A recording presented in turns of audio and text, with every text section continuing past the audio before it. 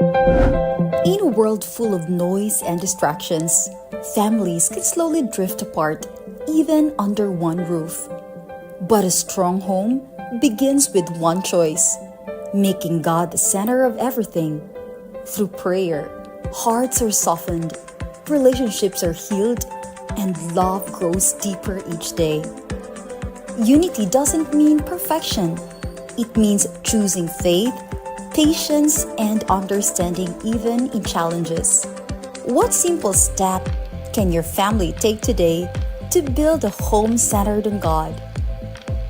Build a home centered on God. Today on Good Morning Pastor.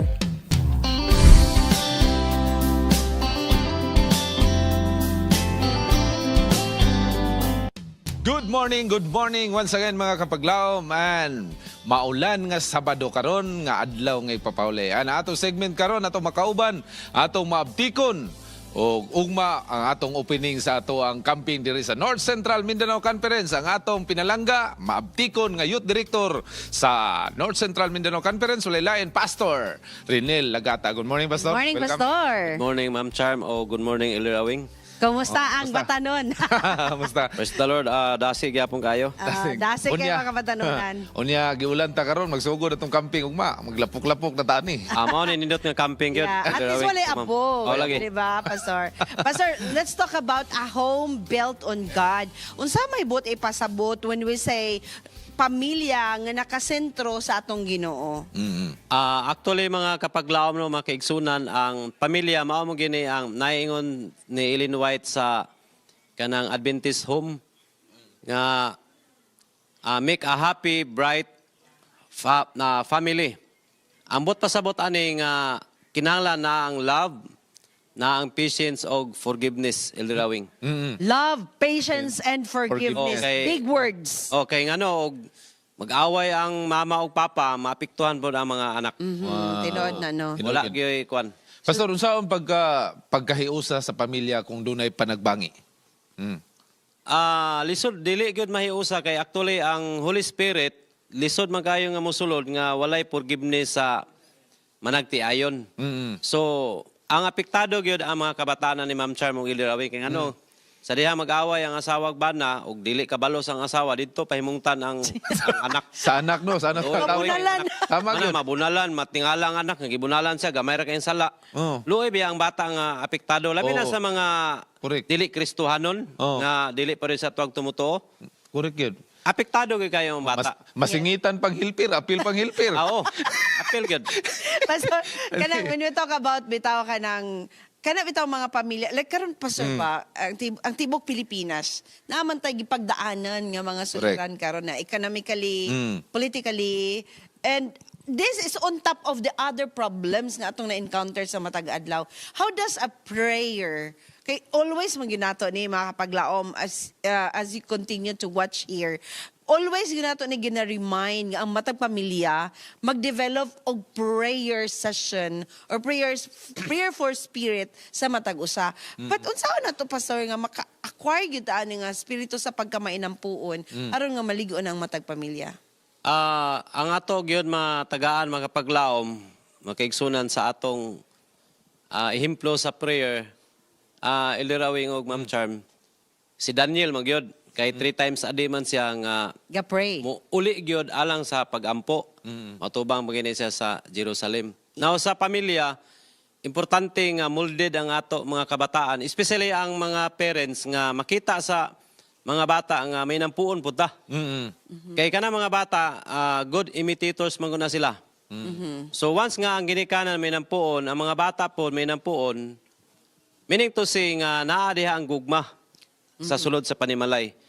And hopefully po, Pastor, no, kani observation na niya, this might not be true. This can be true to others. Kanang usay manggod kay usay ang pag-ampo lip service.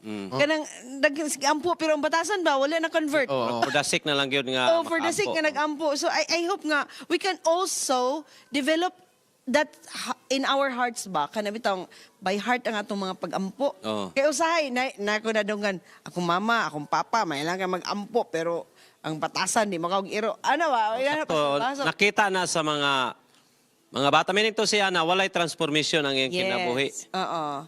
So, sa ato pa, kung mag-ampo ta, that means kay fruit of the Holy Spirit, na riyan pagka may nampuan, pagka maagho, pagkatanan, maayo. Mao na siya, importante ko na siya nga, ang iuna gyud ampo na to, Ma'am Charm, ang atong kaugalingon, tagaan tagpailo, pasensya, kay mao man na hinungdan nga, ma-reflect ang atong, mabitan nga Christ character, kay at least makita nila sa atong sulod sa panimalay nga si Kristo na sa atong gikinhabuyan. Amen. Dili lang kay sa istorya kay may tabo man gud na like a twinkling symbol nga murag taga saba-saba niya wala may tuno ngano. Wala man nato gi-apply ang right principle sa balaang kasulatan. Lagi. Nga ingon nga humility, ingon na Ginoo mapinubsanon ka kay wala pa nato giampo.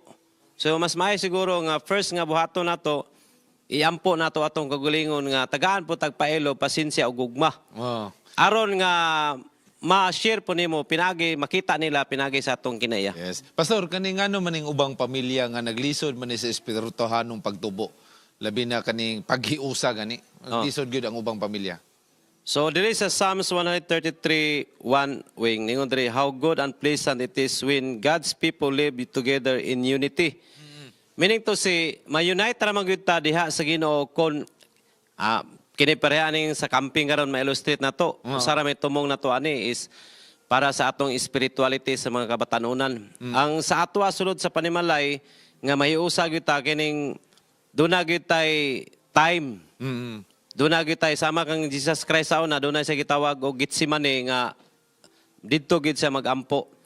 Duna siya time ba nga mangayog tabang siyang amahan sa iyang kahimtang sa pagsakripisyo sa mga tao. So kinalan nga dunay worship sa panimalay niya pag-ampo panagiusa sa tibok pamilya nga mahiusa ang mga kabataan usab. Pastor, there are families right now who might be needing your advices. Siguro nagulat sila kung kanabitaw na ay makadungog ang mga words of wisdom. This is your time for them. Okay, alang sa mga ginikanan o sa pamilya ang ato gyud nga kining pamilya mao gini rumbo karon sa yawa.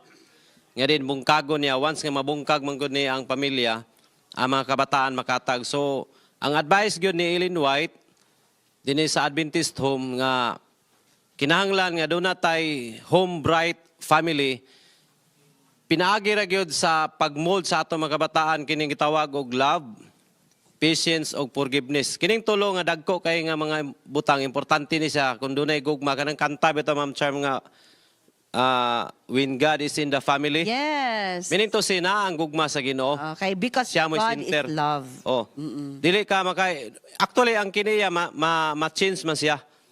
Kung sige tagtuon sa basa sa Biblia kay ang atong slogan karon grounded in the Bible, focus on the mission. Grounded in the Bible. Kung grounded ta, meaning to say, makonsensya biya po kang isugay ka, wala kay pailob, nya dili ka mo pasaylo, di ba?